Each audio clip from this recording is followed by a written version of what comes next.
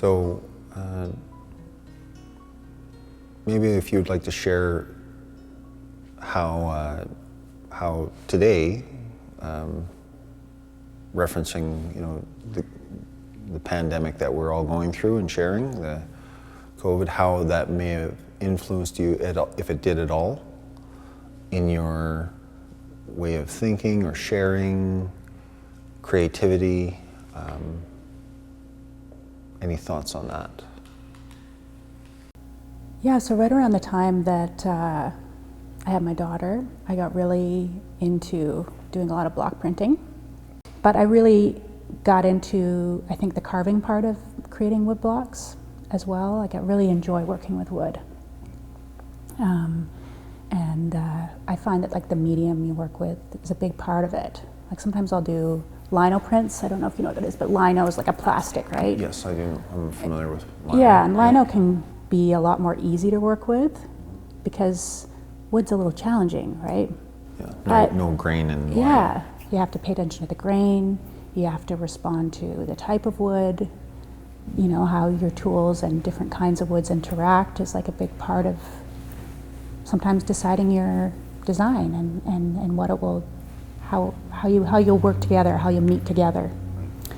So I was doing printmaking for a long time, and then I think through COVID, there's, and taking a step back, there's been a lot of reevaluation for me, just in the stopping. And I think I was already finding like I was ready for something a bit different creatively anyways. I really enjoy making prints. I really enjoy sharing them and selling them, and yet in the way that I never really realized when you put things on the commercial market that it allows it to reach different people. Like, it has a wider breadth of who gets to access it, and that can be really cool. Like, different people that have found my work. And I have a lot of women that buy my work. That's always really exciting for me, to have women in our communities that I think are doing really good work, that resonate with what I'm making, put it in their homes. Like, awesome. Yeah. That feels like a really good fit and for what I'm creating. I think in studying like a lot of our ancestral treasures and things in museums, one of the things that really affected me was realizing how intimate we were with our art previously, and that, having really beautifully carved like tools that were used, or bowls that were eaten out of, there's a range of things in museums, and some things are definitely of an era where they were made to be sold, but there is also a lot of items that were only worn and like only used. And that really affected me, thinking about that, if you're going ceiling and the tool that you're using is carved, and that's part of that art and that power of that item is the actual tool and the use of it as well. And that it's, because I think from my perspective, I wonder sometimes if, like, going through residential school and the introduction of the church and stuff like that, it's like, instead of like all of life being sacred, like every day, it's like this insular, it's Sunday, and now we're going to be, and sometimes I kind of feel like the potlatch can be like that. It's like, this is our everyday life, and then now we're going to be we're going to be in ceremony. And when I look at those old objects, it reminds me that everyday actions were ceremony. Yeah. Everyday harvesting, everyday gathering, everyday boxes and bowls had that intimacy of ceremony. And that was really exciting and inspiring for me. And I've been getting more interested in wanting to learn more about things that are really meant to be used, and there's a whole different things you need to consider if you're actually going to eat out of something. Yeah. you need to consider that in the wood you choose, the way that you finish it, even where you place your designs, you know, how you're going to hold it, and it's actually going to stand the test of time of being actually scooped out of, and Yeah. you know, Absolutely. there are a lot of beautiful pieces of art that, you know, you don't want to wreck it, so it's just on a shelf, and you know. So I've been really getting into some more of that. I really like the idea of making bowls and eating out of really sacred vessels. That feels like really nourishing. Yeah. I think in COVID, maybe a lot of us were pulled really into our intimate spaces. And for me, even though many things were challenging, getting really recentered in my little family circle, and meal times were like the best part of our day. Like, that's sometimes what I would work towards. It's like, I don't know how to deal with all this stuff that's going on. I'm not really sure where this is going. I don't even know if it makes sense to do more of the work that I was doing before at this moment with what everyone's dealing with. But I do know that everyone's going to be hungry at 6. And I can make a nice meal, and we're all going to get together, we're going to sit down, and we're going to eat, and it's going to feel good, you know? And that felt really purposeful, and I could understand. That was like a time span that I could wrap my head around. Yeah, anyway, so yeah, I've been working on some bowls, and I've been really wanting to, you know, I've been given advice that learning how to make spoons is a really good way to learn wood grain and bowls. Oh, yes. Yeah. The roundness of them will teach you a lot about how wood operates, and just getting those really beautiful lines is a really good thing to focus on and master, you know, before you're moving on to more complicated shapes. I think also it's worth saying that when you're getting into something, there can be a lot of barriers around wondering what it's okay for you to make. Sure. What you're allowed to make, what you have the right to make, and working in culture and creative work, can be a bit of a minefield if you're trying to figure it out. And the culture's also shifting and changing. I was going to say, and that's depending on if they're who's engaging in that conversation and where they're drawing it from. Is it from back then, saying that you only have rights to this, or you can't do that, or you should do this? So yeah, it is a navigation of a minefield, like you say. It's you know, as we're all well aware, we're a fractured community, we're a fractured culture, and I'm still thankful that we're still moving forward, and we're trying to navigate it, yourself, myself. So yeah, it's a good conversation. I don't think any of these rules are 100% written in stone, because there's so many different opinions. There's a really good, healthy conversation here. And I think for me, coming into it, and I also didn't grow up at home, you know, and that's a big part of my story. Is, you know, I was born here, but I didn't grow up here, and I've come in home to the community as an adult, and I want to be respectful to that. And you know, my artwork and my creative work, it's for my healing, but I also want to be sensitive. I don't want to be unnecessarily disrespectful or hurtful in any way, of course, right? So it's a journey to, I think, us as artists to find our place in the community, and to operate in a way in the ecosystem and become a part of the work that's being done, and to build those relationships. which is a real navigation. Yeah. Yeah. But in my mind, everyone's allowed to have a bowl. Absolutely. Everyone's allowed to have a beautiful bowl And a spoon.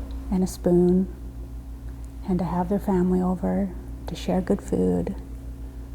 Like, that's a lovely thing that you can offer that is not antagonizing to anybody. I don't know, that I know of. Yeah.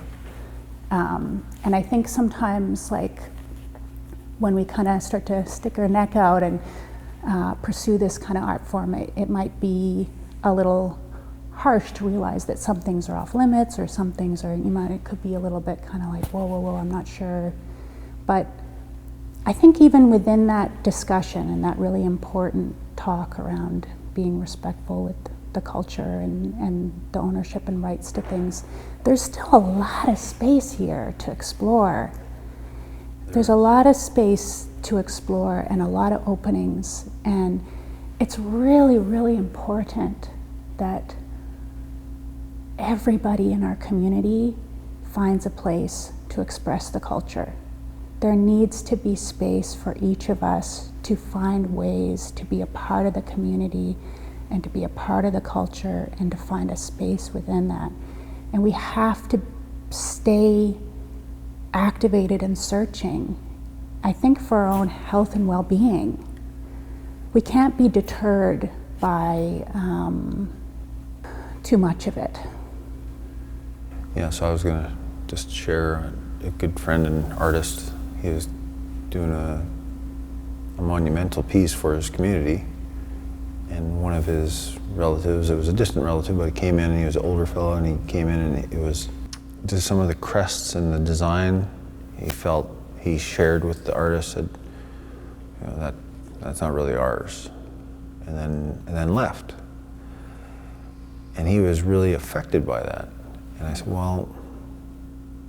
said, it kind of comes down to, we're here today, and we need to try and do our best to acknowledge and be thankful for our roots and do the best we can to navigate that, but also we need to, and not to say just ignore, but not carry any negativity because we're all on our own path.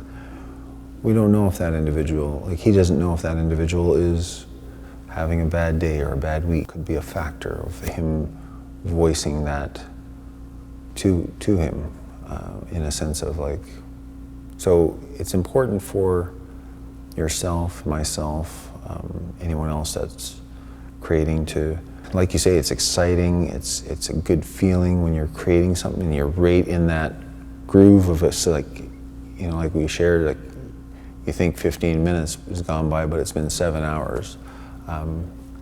That's a great place to be in, it's a great feeling, and all you can do is hope that the viewer, the people around it will pick up on that good feeling. Yeah, you mentioned that earlier, and I thought that stood out to me when you were talking about creating ancestral, like things that inherited pieces. Mm-hmm. And you were saying that you hoped that the good feeling would stay. And I wondered if that meant, if you were talking about like when a piece is done and it flows, the way it carries itself, or maybe you could describe what that is to you. For me, it's just, even if the viewer or the person doesn't fully understand it, I'll back up a bit for a second. In my travels to go and study the old pieces, I've looked and I look and I photograph, I take measurements, and I look, I do sketches and I look, and I've even been going back, like in the third day, I'm back there and I look at this piece again and I'm just like, I didn't even see that. How could I not see that? It's so obvious, it's right there, but it's that, having to work for it too. So even though you can't, someone may not be able to describe why it feels good, or even describe like what part of the design or explain the design or understand it, but it makes them feel good. That's what it's doing for me when I feel like There's been sometimes and I'll hold on to that, like mentally hold on to it, and I'm like, I'm going to figure out where I'm going to use this. And there's been pieces that it's been like a couple of years, and I'm like, I think this will, and I'll design it, and I'm like, that completely belongs there. When you get it right. Yeah, like you feel centered. You feel like you figured that part out. The angles, the shape, the depth.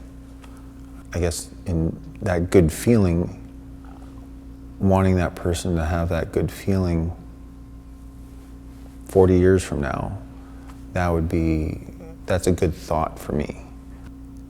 And they don't necessarily have to understand it, but, and they have to even kind of work for it. If kind of going back to like, if they needed to try and put words to it, like, why do you enjoy that piece?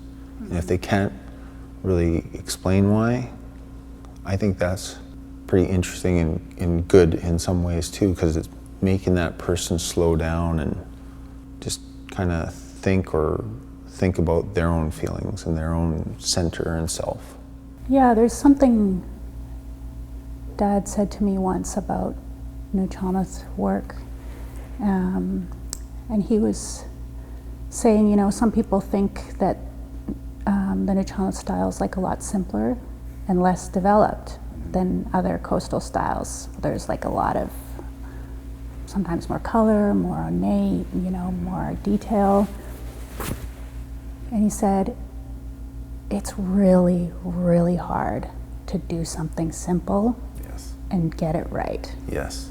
There's a lot less there. Yeah, to work with. And that's what one good friend said. He showed his uncle a design of mine, and it wasn't the response or the reply that he was expecting. His uncle just kind of looked at it and said, "Oh man, he's lucky. He can make it work with very little," which is just like your father's voicing about it is more challenging to make something flow and feel with not full of design or not full of color. Again, I'll just go back to that's ours. That's our signature. That's our region. And as vast as it is, to try and even, for me, to try and study all of it, it's just a lot. It's a lot, and I think you might agree to that. I'd like to thank you for inviting me to be here today. And I always really enjoy our conversations. It's nice when we run into each other and catching up, and just to talk with someone else that's interested in this stuff and thinks deeply about these things. And it's a nice reflection for me to hear about what's important to you in your work, and some of the things that drive you to refine the things that you make. So thank you for the opportunity to talk today. Well, my pleasure, and I always enjoy our energy that we share and our thoughts and our, both of us being artists and trying to, just navigate, as we create things that are very personal to us, and it's some people may not think about it, but it's a big thing for us to put it out there. I want to thank you. I'm a fan of art. I'm a fan of your art. I'm excited to see what you're creating. I was glad that you added another piece to your collection with your Carver bench, so you'll make more wood chips. Yeah. So, good energy and love to you and your family, your little girl, and Tla-o-qui-aht. Choo.